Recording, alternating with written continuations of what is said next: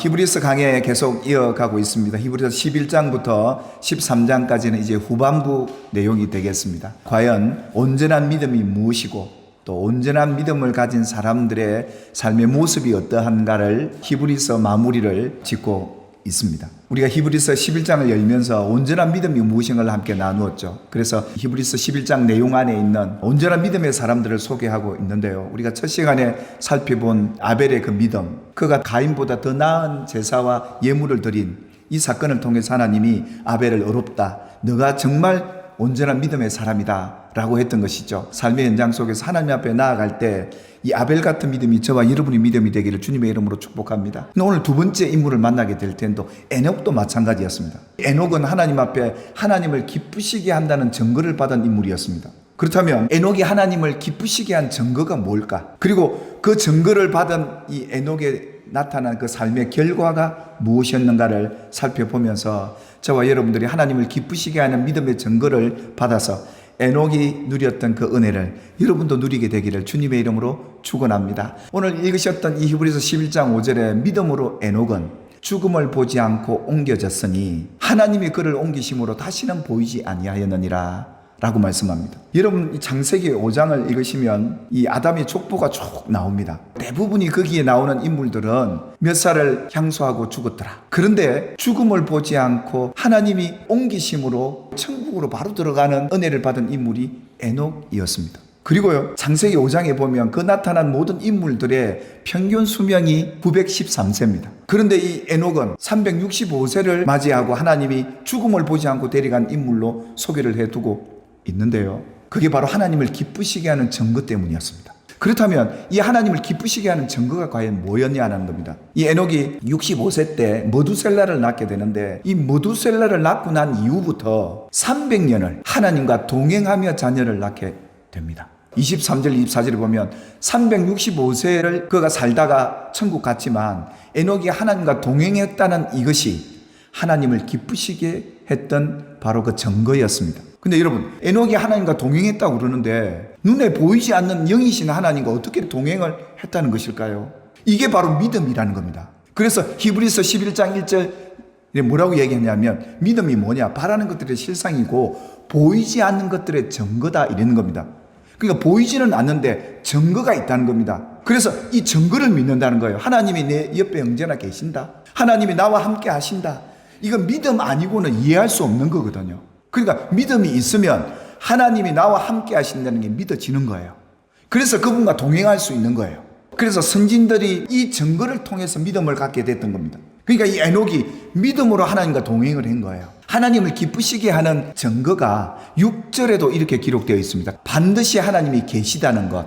이것을 믿는 이 믿음을 하나님이 기뻐하신다는 거예요. 또한 자기를 찾고 하나님 말씀에 순종하는 자들에게 보상해 주시는 하나님이심을 믿어야 할지니라.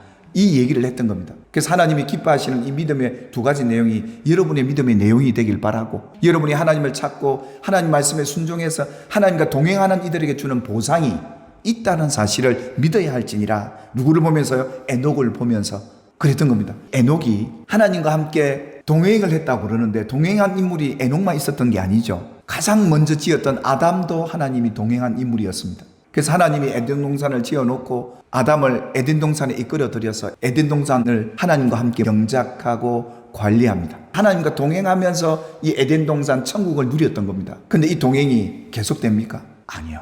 하나님께서 그에게 이렇게 명하죠. 아담아, 내가 너에게 한 가지 명할 게 있다. 모든 열매는 다 먹어도 좋다. 그런데 이 선악을 알게 하는 나무를 따먹으면 죽게 된다. 최초로 하나님이 인간에게 계명을 주시죠. 말씀하십니다. 이건 지켜야 한다. 그게 나와 함께 복을 받고 동행하며 사는 길이다 라는 걸 알려주었습니다. 그 말씀에 불순종을 딱 하고 나니까 그 동행이 어떻게 되죠? 깨어집니다. 누가 깹니까? 아담이요. 어떻게 합니까? 하나님을 피합니다. 숨습니다. 여기서 동행이 깨어지죠. 하나님께서 이 아담을 찾아오시죠. 아담을 부르십니다. 아담아, 아담아 어디 있느냐? 여러분, 결국은 하나님과 동행은 하나님 말씀에 순종함으로 이루어지는 거예요. 우리가 하나님이 계심을 인정하고 받아들이는 것이 1차면 2차는 뭐냐?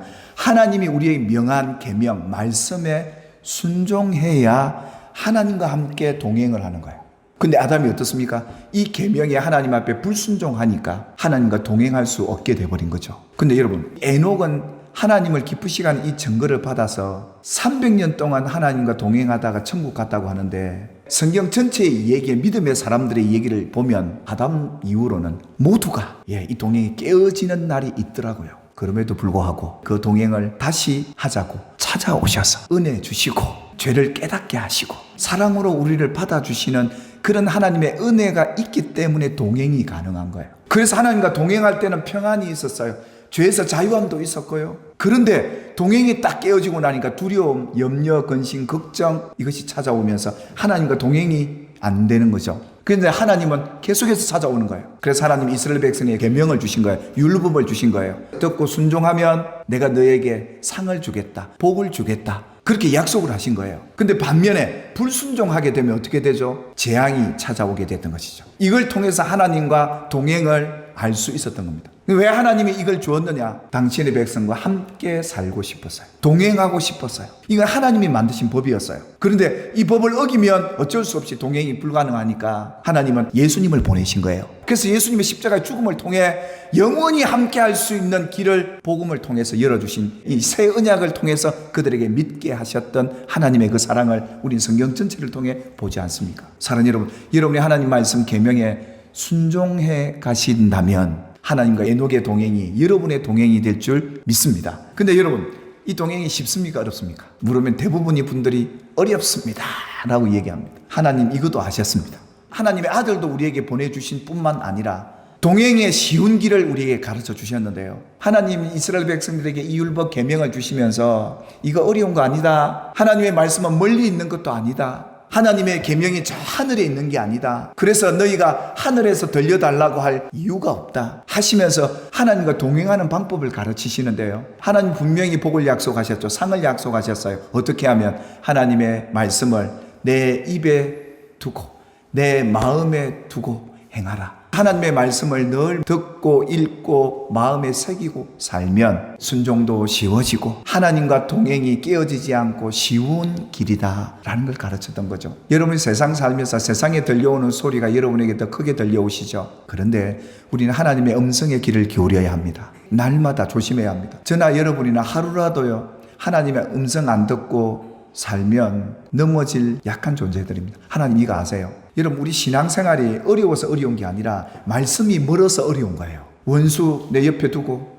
원수를 사랑하라, 원수를 사랑하라 하시는데 참 어렵습니다, 하나님. 그런데요, 이 말씀을 자꾸 내 입에서 기억되게 만들고 내 마음에 두게 되면 말씀이 하나님이시기에 성령이 그 말씀 속에 임하면 원수도 사랑할 수 있고 순종할 수 있는, 하나님과 동행할 수 있는 은혜를 경험하게 될 줄 믿습니다. 사람은 입으로 내뱉는 말대로 행하게 되어 있어요. 그래서 우리는 믿음의 말을 해야 돼요. 믿음의 말이 어떤 말입니까? 하나님이 내게 들려주신 말씀 말이에요. 이게 신앙생활이거든요. 여러분, 하나님과 동행하면 얼마나 우리 삶이 편해지고 쉬워지고 행복해지고 깊어지고 소망이 보이고 가벼워지는 줄 아세요?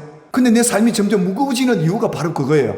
그러니까 우리가 살아가는 이 계명 딱 요약하면, 네가 하나님을 사랑하고 있느냐, 이웃을 사랑하고 있느냐, 사랑하며 살아라. 이게 하나님이 들려오는 음성이란 말이에요. 이것이 진정 신앙생활이고 믿음인데, 그래서 하나님의 말씀한 대로 교회를 섬기고 말씀대로 목회를 하고 말씀대로 사업을 세워가면 하나님이 동행해 주셔서 지혜도 주시고 물질도 주시고 건강도 주시고, 이게 상이라고 약속하셨잖아요. 어려운 게 아닌데 우리는 어렵게 느껴버린 거예요. 그래서 하나님을 사랑하면, 이웃을 사랑하면 하나님과 동행하는 것이죠. 신앙생활 우리 어렵게 여기지 말고 하나님 하지 말라는 거 하지 마시고 하나님 하라는 거 하신다면 천국 갈 때까지 그 동행이 계속 지속되고 죽음의 고통 없이 아픔 질병 많이 겪지 않고 천국으로 들어가는 저와 여러분의 믿음이 되기를 주님의 이름으로 축복합니다.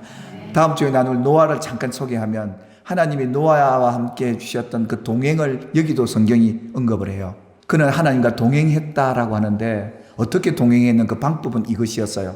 하나님이 방주를 만들라 할 때 꼼꼼하게 설계도까지 다 해서 재료는 뭐로 하고 치수는 얼마만큼 하고 정확하게 하나님이 이 방주의 설계도와 함께 재료까지 다 만들라 하십니다. 근데 이 노아가 하나님이 자기에게 명하신 대로 준행을 하는 이것을 두고 하나님이 이 노아를 향해 하나님과 동행했다, 어려운 자다라고 증거를 그가 받았던 것은 바로 이 이유였습니다. 사랑하는 여러분, 이 노아가 하나님과 동행했던 이 믿음이 저와 여러분의 믿음이 되기를 바라고, 여러분의 신앙생활도 하나님의 말씀이 서라 하면 서고 가라 하면 가고 하지 말라는 거 하지 말고 하라는 것만 하게 된다면 에녹과 같은 마지막에 그 상을 받게 될 줄 믿습니다. 노아는 어떤 상을 받습니까? 사랑하는 가족들을 구원받게 합니다. 믿음으로 하나님과 동행했던 이 노아에게 주신 하나님의 보상은 그 가족들을 하나님이 보호하시는 이 놀라운 상, 한 사람의 순종을 통해 여러분의 가정의 보호를 받는 이 상을 믿음으로 여러분이 받게 되기를 주님의 이름으로 축원합니다.